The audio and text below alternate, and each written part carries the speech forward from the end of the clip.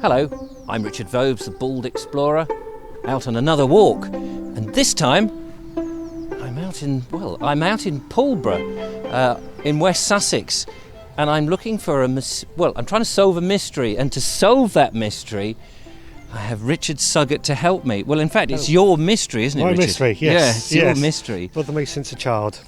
Since a child? Since a child, yes. Wow. Well, that's interesting. So we better tell people what the mystery is. Let's have a little stroll as we do that.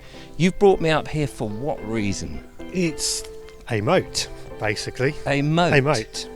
In the middle of a housing estate? Middle of a village, really. In the middle of a village, yeah. And it's one, it's believed to be an old manor house, but nobody's sure. And is that's because there's no obvious records for it? No obvious records, no archaeology, although it is a scheduled monument, so they know something was here. Okay. But apart from that, nobody knows. Nobody knows anymore. And you've lived here as a child. Yeah. You played on it. Played on it, rode bikes over it, and and it's bothered you, clearly. It's bothered me a lot. Right. Yes, yeah, definitely. Let's have a walk round and then try and see if we can sort of speculate a bit about it. Absolutely, yeah. Let's do it.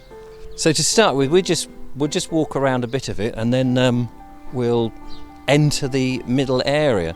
So we've got quite a large square section of grass, which isn't raised up itself. It's just surrounded by this dugged out moat, which is a dry moat. Yes, well, a bit boggy at the moment with the winter, but most of the year it is dry as a bone. Right. And of course what we should say is we're up quite high in Pulborough. You've got the high street. Is it the high street, the main drag that goes through? Yes, yeah. That's Lower Street. Right, Lower Street. So that's down below us to the south. We're north of that, and you have to come up a bit of a hill to get here. Yes, yeah. This is kind of just over the peak, I guess you could say. Yes. But I don't know how high we are, but it's pretty high. You can stand up and see as far as the downs on top of a hill. Yeah. So the view that you would have had when this was originally built, of course, would have been a lot clearer because, for one thing, these 20th century, late 20th century houses, if I put it like that, would not have been here. Yeah, definitely. So, and the other thing that we know is that there is, or was, back after the Norman invasion, a castle, a timber castle, a Moat and Bailey castle, that was constructed pretty hastily, I imagine, after the invasion. Now, can we get onto the moat from here? I think we used to be able to. Righto. The Moat and Bailey Castle up at Park Mound, which is Pulborough's highest point, was built there as a defence from the River Arun.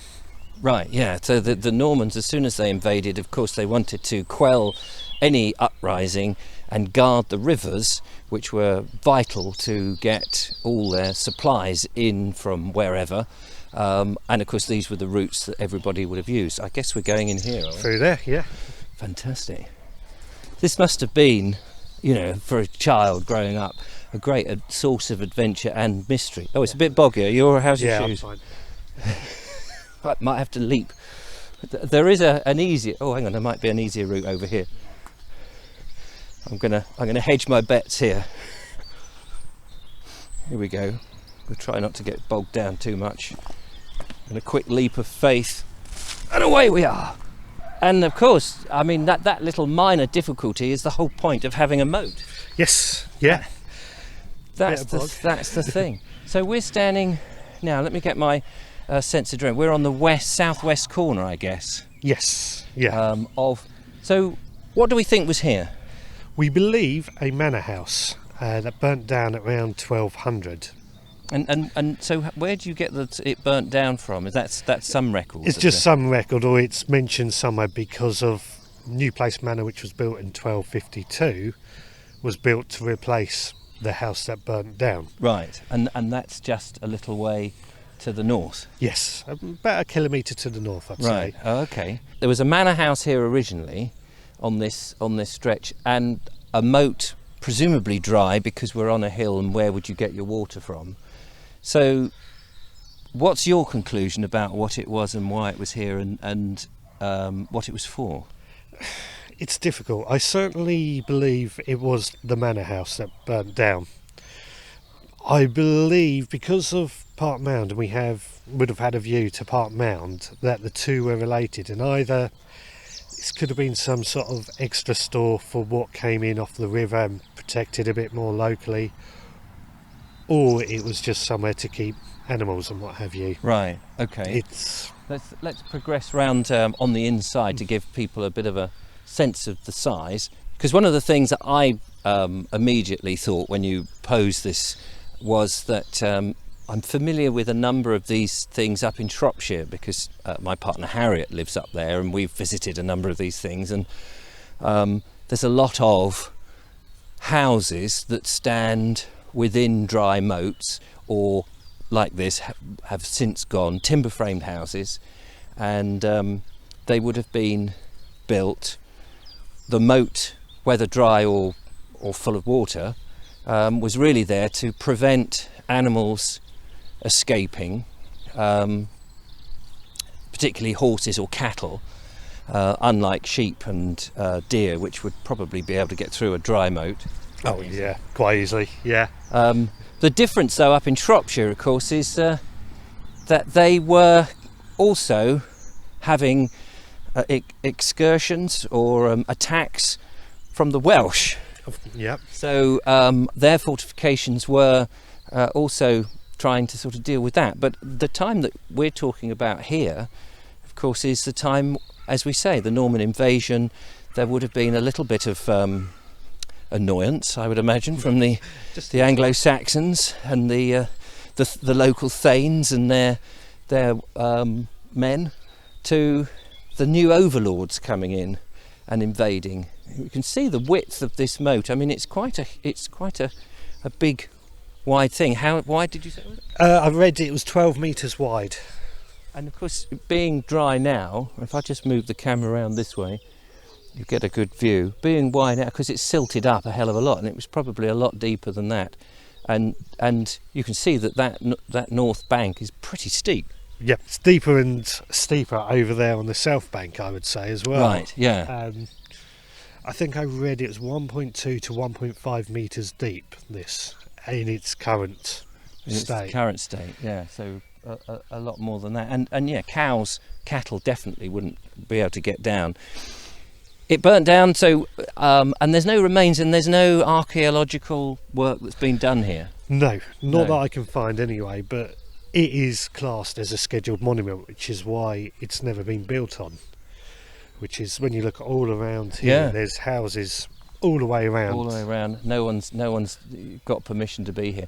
It's a lovely little mystery. It's a shame that we don't know a bit more. No. But the size, I can imagine, just looking here now from what we're the northeast corner. Northeast corner, yep. Back, you can sort of in your mind's eye imagine a timber framed house here with perhaps a little area for stables and or a pound for horses, and because if you're talking that sort of early, it wouldn't have been terribly sophisticated as we think of now. No. Either through error, a mistake, or a malicious deed, fire broke out. And I suppose your speculation is why move somewhere else when you've got the moat, when you've got this sort of footing? Why go and build somewhere else? Yes, yeah. And all I can think of is if this manor house had been here for a couple of 100 years and then it burnt down, a bit like at Cowdray. Times changed. People wanted something new. They wanted something bigger. They probably had less threats from the locals, had more dominance and more money, I suppose. Yeah. And it's all about statement. But Richard, it's a fascinating mystery, and if anybody knows anything, then do get in touch and let us know. We would love to know more. Yeah, please do. Yeah. Please do. Put Richard out of his misery, because it's you've been thinking about this for a while. Nearly 25 years, I suppose. There you go. Yeah, quite a while. Fantastic. Well, Richard, thank you so much for taking me on this little mystery tour. Thank you for having me. And it's been brilliant. It's been absolutely brilliant. It's a shame it's not a sunny day, but No. hey ho. We'd be able to see Park Round if it was sunny. Yeah. In the meantime, if you've got a mystery, let me know. I'd love to come and find out. And join me again on one of my next walks. Thank you, Richard. Thank you. Take care. Cheers.